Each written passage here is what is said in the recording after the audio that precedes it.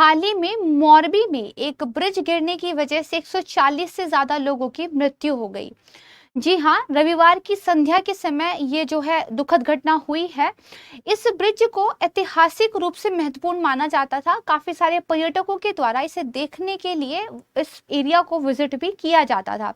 Rescue operation अभी चल रहे हैं और शायद कुछ और लोगों के नदी में लापता होने की भी सूचना है, जिनको भी खोजा जा रहा है। इसीलिए आज की वीडियो में हम समझेंगे कि ये जो ब्रिज है, ये घटना जो हुई है, इसके पीछे कारण क्या है, सरकार के द्वारा क्या कुछ कदम उठाए जा रहे हैं, किसके पास इस ब्रिज का मालिकाना हक है और किस कंपनी के द्वारा इसकी मरम्मत की गई थी। इस ब्रिज के गिरने के कारणों को लेकर अलग अलग अटकलें लगाई जा रही है। हम वीडियो के अंत में ये देखेंगे कि सरकार के द्वारा कोर्ट में क्या कहा गया है, कि गवर्नमेंट को क्या लगता है कि ब्रिज गिरने का क्या कारण रहा था। इसके अलावा हम समझेंगे कि सस्पेंशन ब्रिज होते क्या है, क्योंकि ये एक सस्पेंशन ब्रिज था। नमस्कार दोस्तों, मैं प्राची संस्कृति आईएएस यूट्यूब चैनल पर आप सभी का स्वागत करती हूँ। आइए शुरुआत करते हैं आज के वीडियो की। यहाँ पर आप न्यूज देख सकते हैं कि how suspension bridge works and what could have happened in Gujarat Morbi. Indian express का ये पूरा का पूरा आर्टिकल आया था, जिसमें सस्पेंशन ब्रिज क्या होते हैं इस चीज को जो है एक्सप्लेन किया गया था। क्योंकि ये न्यूज में है और दुखद घटना की वजह से न्यूज में है, तो थोड़ा सा इनका आपको एक बेसिक आइडिया जो है होना जरूरी है। अगेन यहाँ पे आप देखेंगे कि रॉयटर्स की तरफ से एक न्यूज आई थी ये, और नवंबर 2 2022 की न्यूज है कि guards on the India bridge struggle to control crowd before the collapse witnesses says. यानी कि जो प्रत्यक्षदर्शी लोग हैं उनका ये कहना है कि उन्होंने देखा है कि क्राउड को कंट्रोल करने के लिए जो गार्ड्स थे वो स्ट्रगल कर रहे थे। इसीलिए अलग अलग थ्योरियाज निकल के आ रही है। जैसे कुछ लोग कह रहे हैं कि ब्रिज पे इतना ज्यादा क्राउड हो गया था, इतनी भीड़ हो गई थी कि उसका वजन जो है ब्रिज संभाल नहीं पाया, जिसकी वजह से कोलैप्स हो गया। एक अन्य थ्योरी ये कहती है, कुछ वीडियोस वायरल हो रहे हैं जहाँ पे कुछ युवकों के द्वारा उस ब्रिज को हिलाते हुए दिखाया जा रहा है। हालांकि वीडियोस का भी सत्यापन नहीं हुआ है, उसको एक रीजन माना जा रहा है। और एक तीसरा रीजन जो गवर्नमेंट ऑफ इंडिया की तरफ से कोर्ट में बताया गया है, उसको भी हम समझेंगे, जो थोड़ा सा चौंकाने वाला है, जिसको हम वीडियो के एंड में देखेंगे। फिर यहाँ पर आप कुछ पिक्चर्स देख सकते हैं जहाँ पे रेस्क्यू ऑपरेशंस जो है चलाए जा रहे हैं। नेशनल डिजास्टर मैनेजमेंट अथॉरिटी के मद्देनजर भी यहाँ पर जो है कुछ आप कह सकते हैं राहत कार्यक्रम चलाए जा रहे हैं। तो सबसे पहले तो घटना क्या है, इसका एक थोड़ा सा जायजा ले लेते हैं। देखिए, माचू नदी पर ये जो बना पुल था, ये बेसिकली संडे की शाम को जो है ढह गया था, और काफी सारे लोग उस वक्त इस ब्रिज पर थे। वो सारे के सारे जो माचू नदी पर बना हुआ ब्रिज था उसमें जो है चले गए थे। 140 से ज्यादा लोगों की मौत हो गई, कुछ और लोग भी लापता है, जिसको मैंने आपको बताया कि रेस्क्यू ऑपरेशंस में ढूंढा जा रहा है। दरअसल हुआ क्या था, इस पुल को आज से 6 महीने पहले मरम्मत के काम करने के लिए जो है बंद कर दिया गया था, और हाल ही में 26 अक्टूबर को इसको जनता के लिए खोला गया था।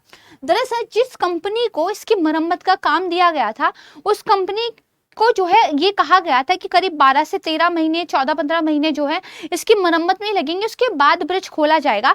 लेकिन आप देखेंगे कि 6 महीने के बाद ही जो है इस ब्रिज को खोल दिया गया था। जो अंग्रेजी अखबार है द इंडियन एक्सप्रेस, उनकी एक रिपोर्ट ये बताती है कि ब्रिज को उसका जो एक फिटनेस सर्टिफिकेट था उसको लिए बिना ही खोल दिया गया। तो यहाँ पे एक प्रश्न चिन्ह जो है खड़ा होता है।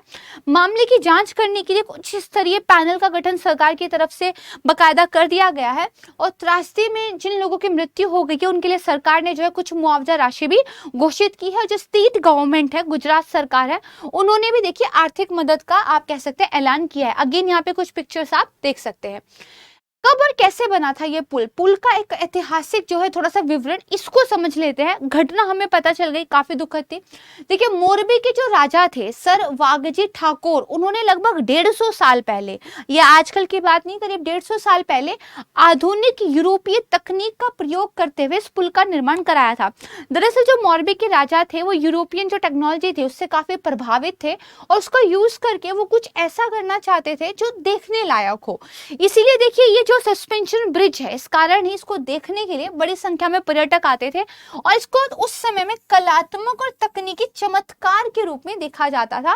क्योंकि जो एजेंडा था कि टेक्नोलॉजी का यूज करके कुछ ऐसी चीज बनाई जाए जो लोगों को अचंभित करे, वो बेसिकली पूरा का हुआ था। इससे ब्रिज को देखने के लिए तब भी और आज भी काफी संख्या में जो है पर्यटक आते थे।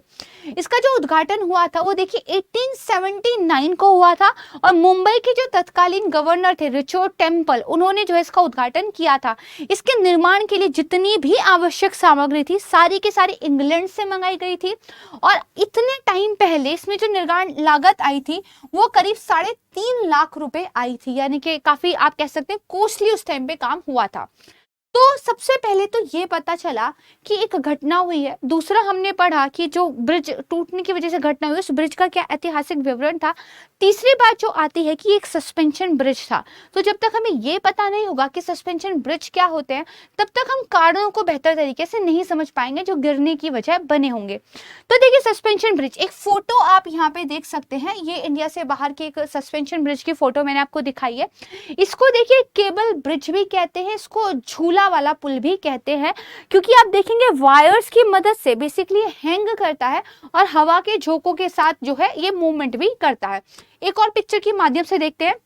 ये आप देखेंगे कि दोनों तरफ खंभों के सहारे से इस तरह की वायर्स लगी होती है और इन वायर्स से जो है ये पुल जो है बंधा रहता है, और इसका आप कहेंगे आधार ये वायर ही होती है जिसको होल्ड करके रखती है। ये बेसिकली सस्पेंशन और कंप्रेशन के जो है कंप्रेशन और जो टेंशन है इसका जो है एक सिद्धांत है उसके आधार पर काम करता है, और जिनसे केबल्स बंधी रहती है वो एक्चुअली इस तरीके से आप कह सकते हैं बड़े बड़े पिलर्स के माध्यम से खड़े रहते हैं। और कई बार देखिए एक घटना ऐसी देखने को मिली थी कि तेज हवा की वजह से इस तरह का एक सस्पेंशन ब्रिज है जो अपने इस कंप्रेशन टेंशन को मेंटेन नहीं कर पाया, तो बहुत तेज हवा की वजह से वो टूट भी गया था। लेकिन इसके बावजूद जो सस्पेंशन ब्रिज है वो काफी सेफ माने जाते हैं और इनका बकायदा कई परीक्षणों के आधार पर टेस्ट करके, क्योंकि यहाँ पे जो केबल की स्ट्रेंथ है वो बहुत मायने रखती है, क्योंकि केबल को ना सिर्फ ये जो पूरा का पूरा ब्रिज है इसको संभालना है, इसका वेट होल्ड रखना है, बल्कि ब्रिज पे से जो भी लोग गुजरेंगे जो भी गाड़ियां गुजरेंगी उसको भी संभालना है। तो केबल की स्ट्रेंथ यहाँ पे बहुत ज्यादा मायने रखती है। और ये जो आप कह सकते हैं सस्पेंशन ब्रिज है, जितना भी फिलहाल हमें देखने में लग रहा हो कि यार थोड़ा डेंजरस है, लेकिन ये काफी मतलब एक फुल प्रूफ टेक्नोलॉजी है जिसका यूज होता रहा है। तो इसके बारे में थोड़ा देखते हैं। देखिए मैंने आपको बताया इसको झूला पुल या केबल ब्रिज भी कहते हैं, क्योंकि ये पुल हवा में झूलते हुए जो है अपने आप में हिलते रहते हैं। पिक्चर्स में आप देख सकते हैं केबल की तार से बने होते हैं। और भारत में अगर एग्जाम्पल की बात करें तो जो लक्ष्मण झूला है वो सस्पेंशन ब्रिज का एक बहुत फेमस जो है एग्जाम्पल है। इस वाली पिक्चर को थोड़ा सा ध्यान रखेंगे तो चीजें ध्यान रहेगी। तो बेसिकली यहाँ पे जो आपका पुल है वो किसी आधार पर टिके होने के बजाय क्या है, केबल के सहारे दोनों तरफ मजबूत आधार से लटका हुआ रहता है। और अगर इस वाले मोरबी सस्पेंशन ब्रिज की बात करें तो ये करीब 1.25 मीटर चौड़ा है। दरबारगढ़ पैलेस से लेकर लखधीर जी इंजीनियरिंग कॉलेज को जोड़ने वाली जो माछू नदी है उस पर ये 233 मीटर की लंबाई पर फैला हुआ था। और अपने मोरबी राज्य को विशिष्ट पहचान देने के लिए वहां के राजा ने यूरोपियन तकनीक का इस्तेमाल करते हुए इस ब्रिज का जो है निर्माण कराया था, जैसा कि मैंने आपको बताया है। अब बात करते हैं कि जो ब्रिज है तो ये एक प्रॉपर्टी है ना। तो इस प्रॉपर्टी का मालिक कौन है? क्या सेंट्रल गवर्नमेंट मालिक है, स्टेट गवर्नमेंट मालिक है, या कोई प्राइवेट ओनर जो है रखता है, किसी कंपनी का जो है ओनरशिप है? तो इसमें से कुछ भी नहीं है। मोरबी की जो नगर पालिका है दरअसल वो इसकी मालिक है। तो इंडियन एक्सप्रेस की रिपोर्ट ये बताती है कि जो इसकी फिलहाल आप कह सकते हैं ओनरशिप की राइट्स है वो मोरबी नगर पालिका के पास है। और इस मोरबी नगर पालिका ने दरअसल ओरवा ग्रुप ऑफ कंपनीज जो है उनके साथ एक समझौता किया था इस ब्रिज की मरम्मत करने का, और साथ में इस ब्रिज से जो रेवेन्यू मिलेगा टिकट सेल करके जो पर्यटक इसको देखने आएंगे वो उस कंपनी को देने का। तो मरम्मत का जो है आप कह सकते हैं समझौता नगर पालिका की तरफ से इस कंपनी के साथ किया गया था। और ओरवा ग्रुप की जो प्रमुख कंपनी है अजंता मैन्युफैक्चरिंग प्राइवेट लिमिटेड, ठीक है, और मोरबी नगर निगम, इनका जो है समझौता काफी लंबे टाइम से चल रहा था। बट अभी जो ताजा समझौता हुआ था उसमें कंपनी को आने वाले 15 सालों के लिए पुल के रख रखाव की जो है पूरी जिम्मेदारी दे दी गई थी। समझौते में करीब 8 पॉइंट्स थे। इंडियन एक्सप्रेस की रिपोर्ट के द्वारा वो समझौता जो है पब्लिसाइज भी किया गया था, लेकिन उसमें टिकट्स को लेकर जितना विवरण था कि अब कितने रेट होंगे और आने वाले टाइम में किस तरह से दरें बढ़ेगी, वो तो फिर भी आप कह सकते हैं डिटेल में चीजें थी। लेकिन मरम्मत का काम कैसे होगा, किस तरह की सामग्री का जो है यूज किया जाएगा, उसको लेकर कुछ खास विवरण समझौते में दिखाई नहीं देता है। इस पुल का संचालन, देखरेख, सुरक्षा, टिकट घूंघट व्यवस्था, सफाई और यहाँ तक कि कर्मचारियों की तैनाती भी जो है शामिल थी। यानी कि ये सारी रिस्पॉन्सिबिलिटीज जो है कंपनी को जो है दी गई थी नगर पालिका की तरफ से, राइट। तो ये आपने समझा। तो पुल की गुणवत्ता खराब थी या फिर लोग ज्यादा थे। अब क्वेश्चन ये आता है कि सस्पेंशन ब्रिज था, समझ में आता है, वो टूट गया तो किस वजह से टूटा, that is the basic question जिसको लेकर बहस हो रही है और पक्ष और विपक्ष आपस में झगड़ा कर रहे हैं। तो यहाँ पर देखिए, निर्माण चाहे कोई भी हो, अगर आप उसको जनता के लिए खोल रहे हैं, अगर आप पब्लिक के लिए कुछ इस तरह की चीज खोल रहे हैं, तो उसकी क्षमता कितनी है, वो कितना सेफ है, इसकी जिम्मेदारी देखिए सरकार की बनती है। इस बात से सरकार मुंह नहीं मोड़ सकती। तो यहाँ पे यही बताया गया है कि इसकी क्षमता की और मजबूती की पुष्टि करना सरकार की जिम्मेदारी होती है, भले ही निर्माण किसी ने भी क्यों ना किया हो। कंपनी ने अगर उसकी मरम्मत की भी थी तो मरम्मत के बाद उसका जो एक सर्टिफिकेशन देना था, उसकी जो है मजबूती की जांच करनी थी, क्या वो पब्लिक को खोलने के लिए ओके है या नहीं, ये जिम्मेदारी देखिए सरकार की थी। जो Gujarat institute of civil engineers and architects की प्रबंधन समिति के अध्यक्ष हैं वत्सल पटेल, वो ये कहते हैं कि देखिए पुल बनाने वाली कंपनी ने जो उनका कॉर्पोरेट एंड सोशल रिस्पॉन्सिबिलिटी के तहत एक जिम्मेदारी थी, उसके तहत ये काम किया था। देखिए हर कंपनी का एक कॉर्पोरेट सोशल रिस्पॉन्सिबिलिटी, ये देखिए एक आप कह सकते हैं प्रावधान होता है, जहां पर वो कुछ काम ऐसा करते हैं जो पब्लिक के लिए होता है, सरकार की तरफ से उनको फिर कुछ फायदा जो है इसका मिलता है। ये हर कंपनी पर निर्धारित रहता है, इसके कुछ रूल्स एंड रेगुलेशंस हैं। तो जो वत्सल पटेल है वो ये कहते हैं कंपनी ने CSR के तहत ही बेसिकली इसका निर्माण किया था। और वो ये भी कहते हैं कि देखा जाए, पहली दृष्टि में अगर देखा जाए तो पुल के अंदर उच्च गुणवत्ता की सामग्री का प्रयोग हुआ था। जिंदल जैसी जो रेपुटेटेड कंपनीज हैं उनका जो है बनाया हुआ चीजें इसमें लगी थी। तो पहली दृष्टि से देखकर तो ऐसा लगता है कि शायद पुल की क्वालिटी में कोई प्रॉब्लम नहीं थी, लोगों के ओवरलोड होने की वजह से जो है ब्रिज गिर गया। तो एक तो पॉइंट ये है, मैंने आपको बताया कि शायद ओवर क्राउडिंग हो गई। और यहाँ पे भी दो तीन चीजें उठती हैं, जैसे नगर पालिका का कहना यह है कि उनको ये पता ही नहीं था कि कंपनी की तरफ से रिपेयर करके ब्रिज पब्लिक के लिए खोल दिया गया, टिकट्स भी बकायदा सेल कर दिए गए हैं, ऐसा नगर पालिका ने कहा है। तो सवाल उठता है, टिकट सेल करने की जो परमिशन कंपनी को मिली वो कैसे मिली, इसका क्या सर्टिफिकेशन हुआ था कि पुल सेफ है या नहीं है, और अगर इतना ज्यादा क्राउड ब्रिज पर आ गया था तो वो क्राउड कैसे आया, क्यों नहीं उसको कंट्रोल किया गया। और जब ये कहा गया था कि 15 से 20 लोगों को ही जाने दिया जाएगा, तो फिर ज्यादा संख्या में लोग ब्रिज पर कैसे पहुंच गए, ये कुछ सवाल हैं। दूसरा देखिए, एक कॉन्सेप्ट ये निकल कर आता है कि फ्लोरिंग के भार से गिरा था ब्रिज। अगेन यहाँ पर आप एक पिक्चर देख सकते हैं, फ्लोरिंग का भार यानी कि केबल्स ने जो ब्रिज को थामा हुआ है, उस फ्लोर का वेट इतना ज्यादा था कि उसकी वजह से ब्रिज गिर गया।